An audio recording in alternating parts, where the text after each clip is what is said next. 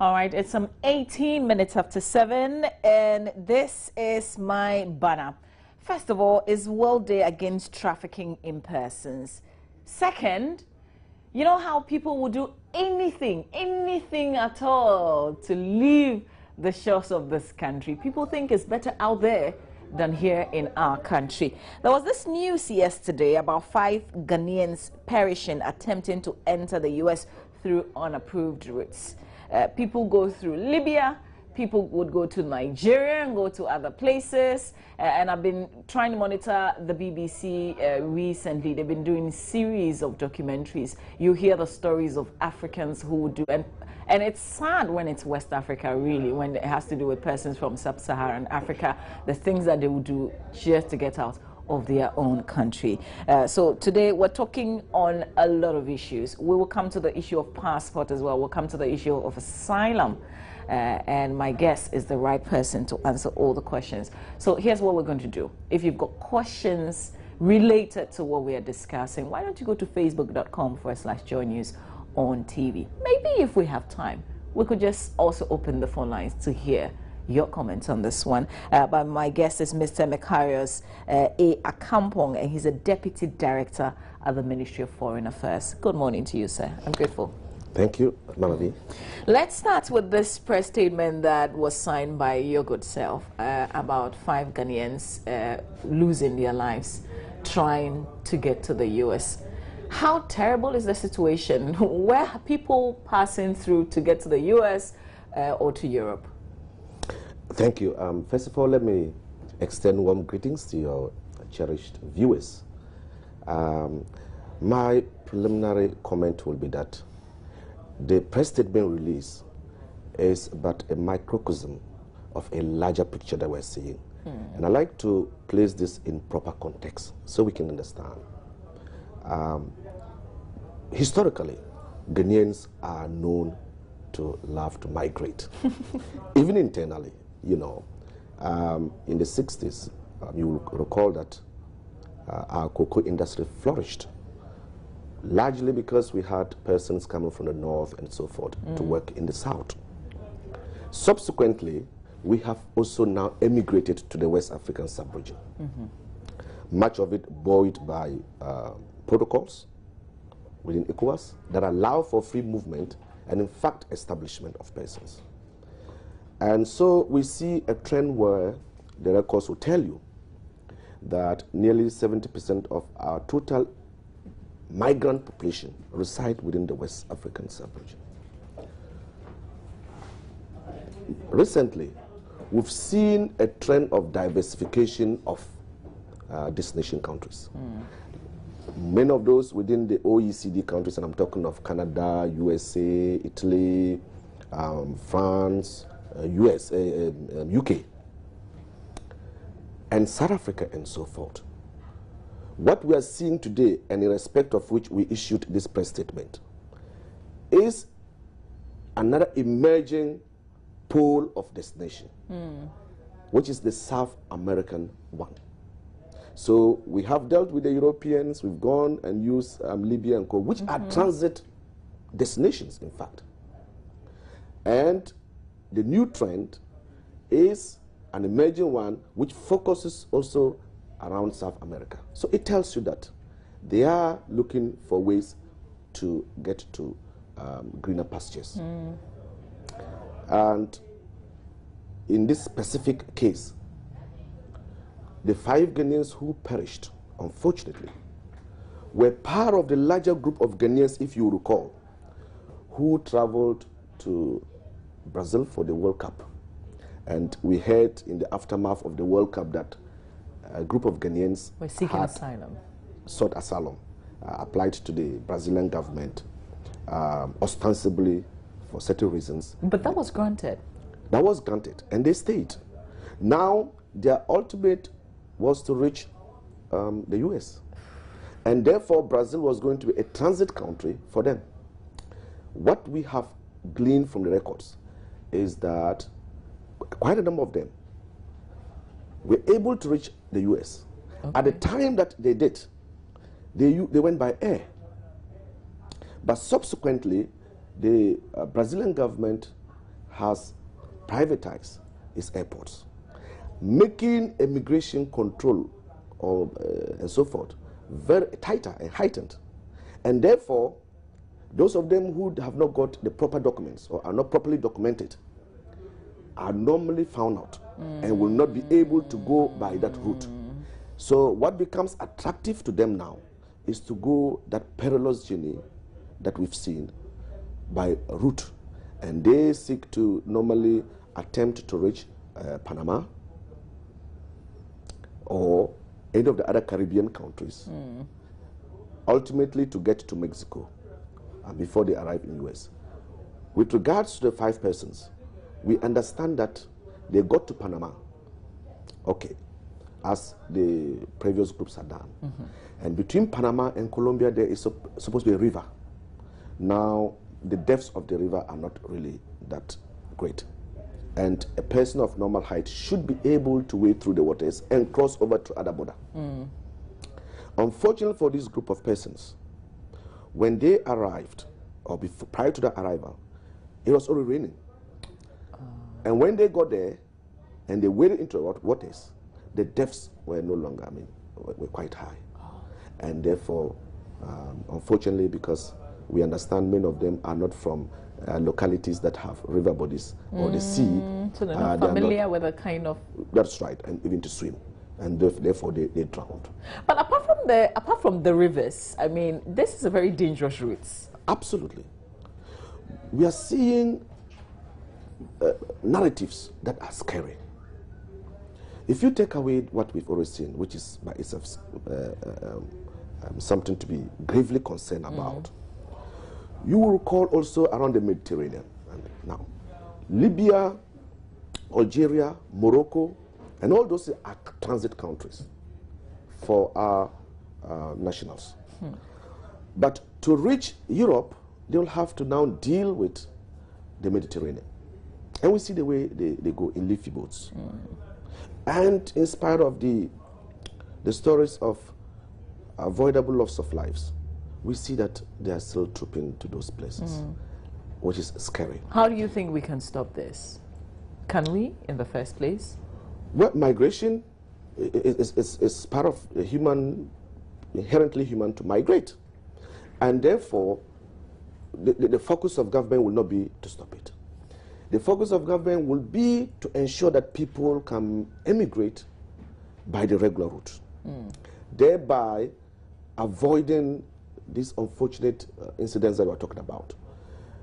What we're doing at the level of government is that, first of all, we engage the partners, the frontline partners who are into these matters. Foreign Affairs, Ghana Immigration Service, Ministry of Interior, Labor Department, and so forth.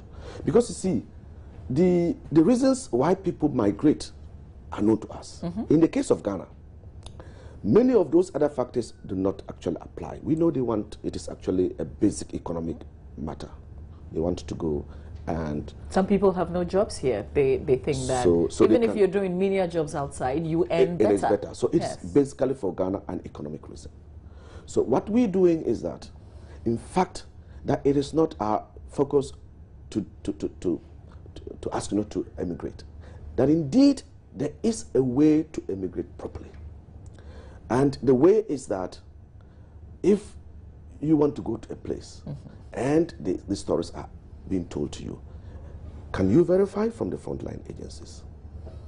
First of all, because you see, this trade has become very robust because we have a very vibrant, what we call illegal migrant agencies that are recruiting people based on salacious stories that I tell them about honey and everything, and they believe this. And we are saying that, sure, every person would like to improve upon their circumstances. But if you do get these stories, there ought to be a way. The minimum obligation on you is at least, can I seek some information to confirm whether these claims that are being told me are fine? We, by our nature and structure, we have our missions outside. Okay, so can I just say that if somebody came and said that there's a recruitment agency that is taking house helps and things like that. I can come to the Foreign Affairs Ministry and cross-check with that agency. Would you know if there was an agency in Saudi Arabia, for instance? Now, I just talked about frontline stakeholders. Now, Labour Department is a critical player in this particular endeavor. And they have a list, in fact, database of registered and licensed recruiting agencies. And in fact, those that are in good standing. What we can do in that instance is that if you were approached by a recruiting agency, it is possible, if you came to Foreign Affairs, we will liaise with, or ask you to liaise with the Labour Department. They will be able to determine whether this particular agency, because they have to file reports. Those agencies that are registered have to file periodic reports to the Labour Commission about their activities, so that if the Labour Department found out that the persons that you've been taken outside have either been found in very distressing situations or have been traumatized, or they give reports that are quite unfavorable about your activities, you'll be delisted. And so we can get this prior information, even to confirm whether the claims of the agent are valid or truthful. We can get in touch with our missions, that they say this agent group needs people, this is the address. Are you able to discreetly and independently verify whether they indeed need this people? How quickly can one get feedback? Well, it is important that immediacy is not a problem. It is important that what is a problem for you is that, in fact, when the report does come back, you are able to make a determination that satisfies what you want to do. Because if you were going to rush, remember, our missions outside are also burdened by other activities that they will have to do. But would something like that be a priority to the ministry? Sure. We have put in place initiatives to set up a help desk, and then subsequently to publicize all this. The last meeting of the stakeholders, we had identified some of the policy measures and initiatives that will help stem these matters. First of all, engage the recruiting agencies, especially in instances where in the Gulf region, we are hearing that sisters who are employed as maid servants are often abused. So we're working with them. So, in fact, we can be able to sensitize them so they know their rights. And again, to get the agents, for instance, that if you are taking somebody, are you able to deposit a fee in case the person that you sent outside was found to be in a very difficult situation and wanted to return? That money can be used to return the person. So that's more like some insurance right there for Absolutely. You. It will therefore impose an obligation on the agent to be proper and working. Okay, so let's look at this angle. There are some people who would know all the risk involved. I have a close person who decided to go to Kuwait irrespective of all the difficulties, the challenges, the stories that we told her. And so she's there now. Is there a way that they can travel safely? I mean, if I decide to seek asylum, for instance, what do I do? Now, if you are Ghanaian and you are deciding to seek asylum, that would be a very difficult proposition, because, see, the considerations that are taken into account before you are given asylum I say that they are very stringent. Ghana, we know, is a thriving and robust democracy and so forth. Human rights issues, we know we score high. But let's take another dimension. If you felt that you wanted to travel, and we know there are so many of our people who want to travel, many of the embassies that we know have their requirements that are not secret. In fact, you go onto our websites, they tell you.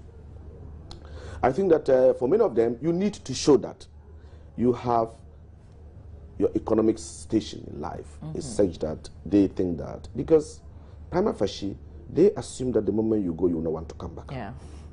And then a burden is on you to show that you will come back. Yeah, but this is the case. I want to go and not come back. And I'm not hiding that fact. What can I do? Yes, but can't I just want to leave Ghana? You should. It is within your right. But remember that those countries and the embassies, they have their own sovereign rights. In fact, it is a sovereign right of a country to decide whether to take in a person or not. In Ghana, people go to our embassies and are declined, even though they want to come in. Because that right is my right to determine whether you can come into my country or not. But you cannot use that right in a very frivolous and way. It's got to have a basis, so it can seem to be respectful of the person. So if I don't have a so job, that if and I think that I don't have enough money, I mean, I don't have a job. It's difficult for me to live as a Ghanaian. That's right. And I want to seek asylum somewhere else. That's right. Can you help me? No, in your case, the country there, the receiving country may not help you because they will look at they'll study your request, verify whether Ghana is actually the type of country that you have stated it is, and then they will. Remember, Ghana is also a transit country, and also we receive asylum seekers. We have so many Liberians and other country people who are here, Ivory Coast, based on the conflicts and so forth, and many more are coming here. If they came, the refugee board will look at the request for asylum. And because we've signed all these protocols and international conventions, texts relating to refugee settlement and so forth, they will see whether your request falls within those parameters and accede to them or decline them. So that if we accept, you have certain rights to reside in Ghana. If you went to the U.S. embassy or any of the embassies, they want to know whether you come, because as I said, the prima facie burden is that you will not come back. And you got to prove that you come back. And so they want to see, and you say you have a job, and this is the income that you earn. You have a kid at home, or you have a family, and therefore they take this assessment in totality, and they come to a determination. Now, we have been engaging them, of course, because we've got to respect their right to determine who they want to go into their country and who they don't want. But if a capricious decision was taken and an appeal was made to the Honorable Minister, and the Honorable Minister felt that it ought to be looked at, again, we would normally send a petition to the embassy in question to ask whether this cannot be reviewed again. Sure, that petition is not to order them to review one way or the other their earlier decision. But if it does make sense, because we do have some of these cases, and we are not saying that all their decisions are normally perfect, and they agree their decisions may never be perfect. A decision is made and may never be consistent with another position that they have taken. And so when we draw this to their attention, bring this to their attention, they may again review, and many have gone on that, resubmitted the application, and it has been granted. So you are saying that if I was bounced a visa to the US, to the UK, or somewhere else, I could come to the ministry and tell them my story, and then based on how detailed or urgent it is, or how valuable it is, I don't know what term to use, the ministry could, on my behalf, try and let them relook at it. We are very careful not to open the floodgates, because then we take up the issue of actually applying for visas for our nationals when they have to do it by themselves. We're talking of cases that you and I agree, sometimes even on compassion grounds, ought to be reviewed. You get a situation where a person is medically sick, and it is clear that the person can only get a treatment, say, in US, or there has been evidence, has been reviewed by the doctors in Ghana, and they say they have not got that treatment here. But the person can get a treatment. There's evidence that the person is able to pay. Maybe it's working in a bank, and the bank has given guarantees that we can pay for this thing. And there's every other supporting evidence to show that, look, the person is even working, doesn't want, and may not be staying there. And now you go and the person is bounced. Probably a second time the person is refused. If, say, a case were brought to attention of the minister, as I'm saying, normally on compassion grounds. And when we are satisfied that in this particular case the person will be back, and your interest is to ensure that the person is back, because that's what the embassy is saying, and we have all the guarantees that this person will be back anyway. Now, in that case, the minister may authorize the legal department to put in a petition. So it is not every application that will come, and we are very careful to look at that and so on and so forth, because we cannot pretend to be the ones that are going to stand in locus of the applicant. Sure. Do we have a percentage of people who travel and not return back home? It is very difficult to get those percentages. But I think that the embassies, some of them have been able to set up their own systems that are tracking. I think the Americans have developed that system. They're able sometimes to know that where a person or some persons have been introduced by a particular NDA, ministry, department, or agency, that these persons are going for a conference. And it is stated. And the persons go and they do not return.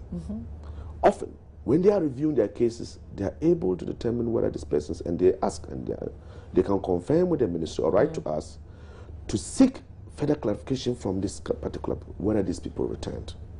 And they're able to get it. It's quite a tedious one, but they are able. It's not that easy, but they're able to. But these things could be quite embarrassing, I mean, for diplomatic purposes.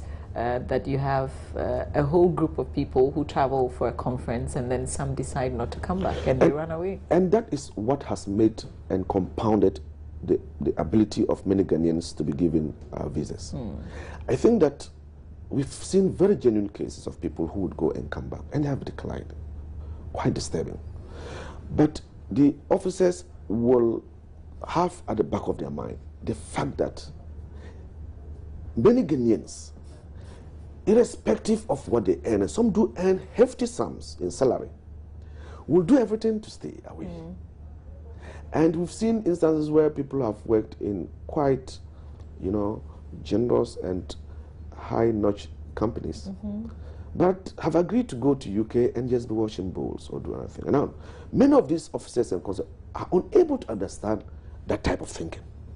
And therefore, when you come, they place you in the same optic as the other person, that this person will not come, and I need further evidence and to be sure that they will come. I think that from our experience, it enhances the chances of an applicant. If, for instance, you applied to go for a visit and you went and came back and never abused your visa, and you were subsequently going again to seek another visa, on the basis of your first travel history, that you have clearly respected the obligations imposed by the visa, the consular officer may even give you sometimes beyond what you require. And that's what we've got to get in our minds. And that's why we want as many Ghanaians to be able to travel, and travel this regular and normal way, so that we obviate the situation of them having to cross perilous journeys. Some to the Sahara. Some are eaten by hyenas. They never make it. Some are caught up in wars. Now, you may say, well, what he's saying is easier to say than really the matter. But we think that we can work at it. Also, you see, it is sad. The way we fill out our information is critical. See, people just assume and they feel, and these embassies are very, very, very, very, particular about that. Today you are Sewa, Sewa Akambong. The next time you're applying, you are a different person. I mean, isn't it smart? If you bounce me, I shouldn't come with the same name, should I? Yeah, the time that we're using the other passport, not the current 2D barcode biometric. Yes. Many went by that. They managed to, ingeniously find ways to go around it. Because see, you go in and they just swipe, and they don't have their own biometric ways to capture you. And if you were bounced, you came by another name, and then possibly you were able to succeed. Now, they have all that. But many fill out, And it doesn't occur to them that if you went again by a different name or change your initial data, the data you used, they're going to find that out. And many of these things and their impressions are put out. I mean, they put in a column. So when the officer is not even there, another one comes, and you put your fingerprints, it comes out. Markers come out. They're going to read who I am. Is it only just the Ghana airports that can read that, or any other airport? Oh no, with the embassies. Many of the embassies now, because they're going for a visa. Oh. So you go to a visa section, Americans, and now you're called Sewa, and they say, well, but you were Jennifer, weren't you? And you also said you were married. Now today I see you're not married. That alone. So the inconsistencies. The inconsistency in the data you provide. And these times, they come with penalties. They tell you that, okay, you can no longer apply until after 5 years.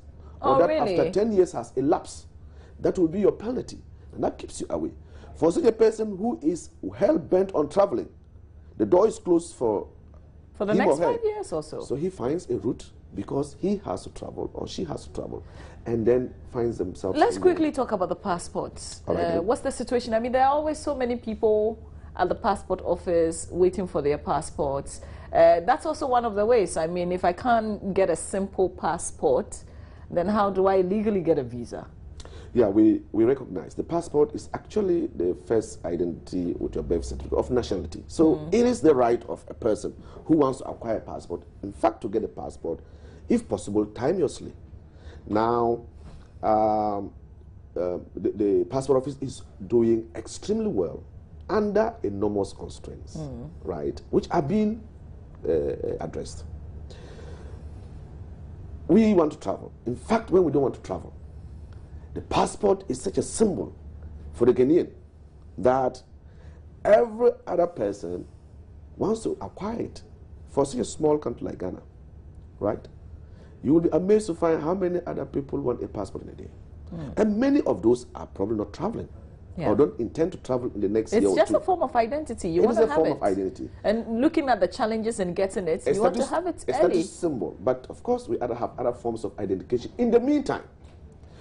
But we will not begrudge your right to have your passport. The processes have said been improved.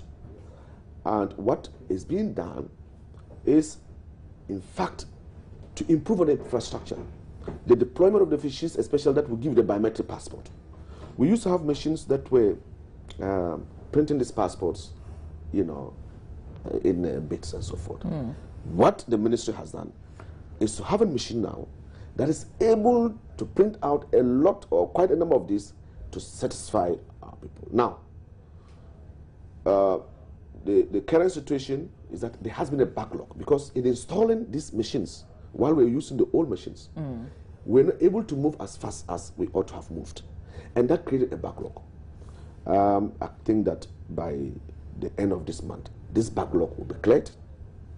But is it by the end of August or by the end of July? Because we've ended July. I think so, because the way they have been working, we think that by August, 1st August, the type of crowds that we see, that will be minimized. Okay. That will be minimized. All right. I think that we've covered a lot of areas, but the issues with travels, there are so many. What I really wanted for other people to also bring their concerns on board. So here's what you're going to promise me. I'm going to make a journey to your office with the comments that have come through either on Facebook and the calls that we'll receive after this. Sure. So I can come to your office and then you answer all those questions for us. If that's a promise, then I'll say goodbye to you. Sure, we're always available to address all the concerns of Ghanaians. And, we stand ready also to ensure that where they are in distress outside, they quickly get in touch with our missions so we can extend to them. All right. We'll also need an update. You remember that the minister has been asking people to, as much as possible, make themselves available to the embassies when they travel. So we'd want an update on that, how many people are actually doing this. Absolutely. We will provide how helpful that would be. We will provide but for this morning, I'm grateful for your time. Really. It's our pleasure. You know, it's International Friendship Day, so who's your best friend? There's so many of them. That's an unexpected question. I know.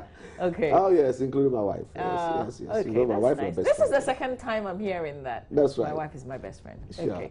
All right. So you have a good day. and then we'll catch up soon. Thank you for this opportunity, Mama B. All Enjoy right. your day too. Yeah. My guest has been the Deputy Director of the Ministry of Foreign Affairs, Mr. Macarius A. Akampon. Stay with us. We've got AM Talk is more of a PPP talk.